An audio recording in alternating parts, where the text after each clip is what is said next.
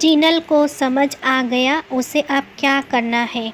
उसने लिस्ट बनाई और पापा जी को जाकर दे दिया और कमरे में आकर अपनी बेटी पिंकी के साथ खेलने लगी।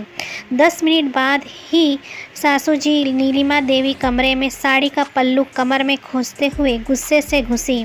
बहू, शर्म लिहाज के चूल्हे में झोंक दिया है क्या? लिस्ट पकड़ा आई हो अपने ससुर जी को? क्यों मम्मी जी, लिस्ट बहुत लंबी हो गई है क्या? अरे मम्मी जी, सामान और भी मंगवाना है, लेकिन सोचा कि अगली बार की लिस्ट में लिख दूंगी।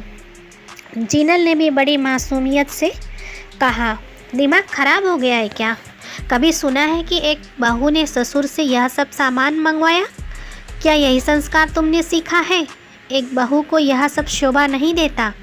अरे यह सामान तुम खुद मंगवा सकती थी, या तुम मुझसे कहती मैं मंगवा देती, या फिर रिया तुम्हारी ननंद ला देती। नीलिमा देवी का पारा चढ़ता ही जा रहा था। मम्मी जी, आप शायद भूल रही हैं कि मैंने आपसे 2 दिन पहले ही कहा था कि मुझे कुछ ज़रूरी सामान मंगवाना है। तो आपने ही कहा था कि संडे को तुम्हारे पापा जी बाज़ार जाएंगे तो ले आएंगे। अभी मेरे पास पैसे नहीं हैं और मैं खुद कैसे मंगवा सकती हूँ, जबकि आपके बेटे ने मुझे आपके ही कहने पर 1 रुपया भी नहीं दिया। कुछ याद आया मम्मी जी? जिनल ने सासू जी को याद दिलाया। जिनल का ससुराल गांव में है और उसकी शादी को 3 साल हो चुके हैं। उसका पति कमलेश दूसरे शहर में नौकरी करता है। गांव में सास ससुर है, ननंद है। अभी पिंकी भी छोटी है, इसीलिए जिनल अधिकतर सास ससुर के पास ही रहती है। कमलेश 2-3 महीने के अंतराल में गांव आता रहता है। जाते समय सासू जी जिनल और बेटी पिंकी के खर्चों के नाम पर अपने लिए कमलेश से मोटी रकम ले लेती थी। जिनल तब अपने लिए पैसे कमलेश से मांगती तो नीलम देवी चीनी की बोरी बन जाती और कहती, क्या करोगी तुम पैसा लेकर?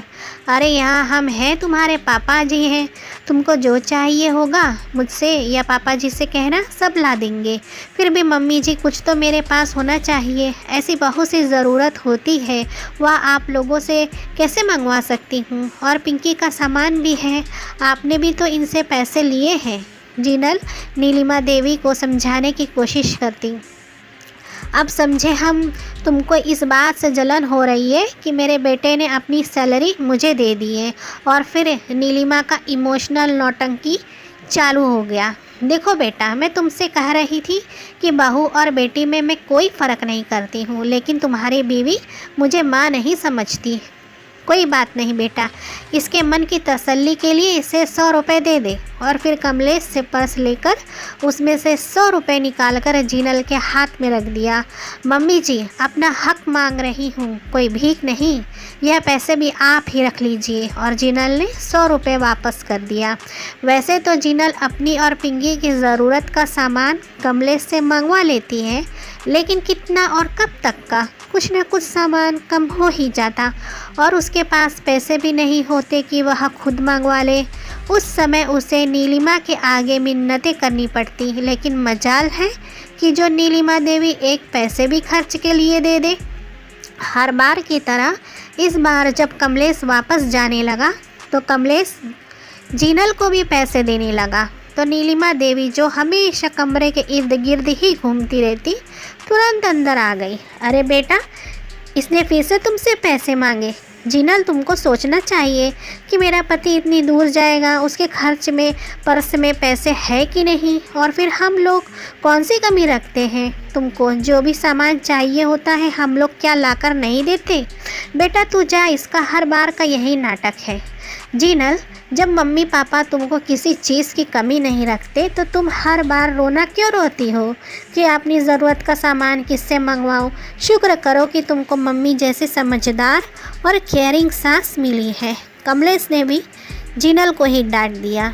इस बार जिनल को समझ आ गया उसे अब क्या करना है। उसने लिस्ट में अपने लिए body lotion, hair removal cream के साथ सैनिटरी पैड भी लिख दिया।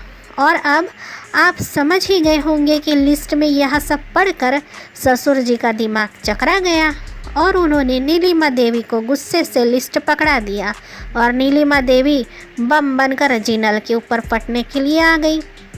मैं अपने मज़े करने के लिए अपने पति से पैसा नहीं मांगती हूँ। औरतों की भी बहुत सी ज़रूरतें होती हैं जो हम अपने ससुर से तो क्या अपने पापा से भी नहीं मंगवा सकती।